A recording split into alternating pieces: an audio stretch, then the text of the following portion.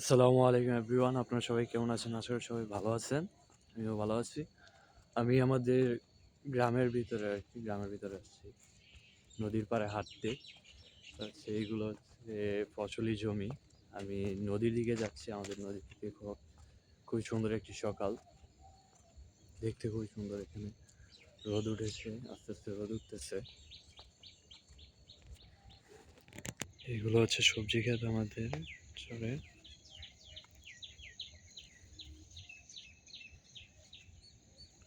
মূলা আর মরিচ। এটা হচ্ছে আমাদের গ্রামের নদী,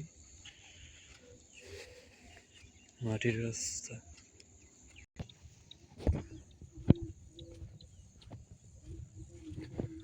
আমি নদীর পর আইসা পড়ছি। এটা হচ্ছে আমাদের নদী, শীতলক্ষ্যা নদী। আর নদীর পাশেই ধান লাগাবে আর কি। সিজনের যে ধান, ওই ধানের এই জ্বালা ফালাইছে, জ্বালা রোপণ করছে।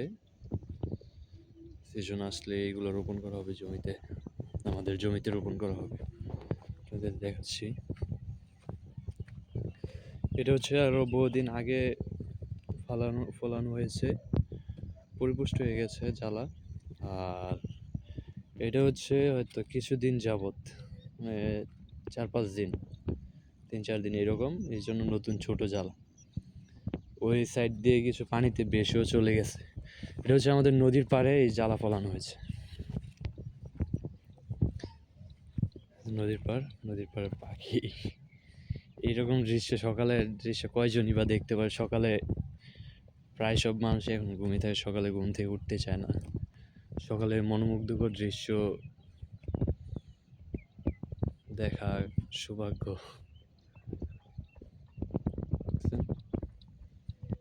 যে আর ওই যে সূর্য মামা উকি দিচ্ছে, মেঘের ভিতর দিয়ে উকি দিচ্ছে। সূর্য মামা উঠে যাবে, জুম করে দেখাচ্ছি, আপনারা দেখেন। এই যে খুব সুন্দর ধানের ছোট চারায় শিশির পড়েছে, দেখেন কি সুন্দর শিশির, সকালে শিশির, শীতের।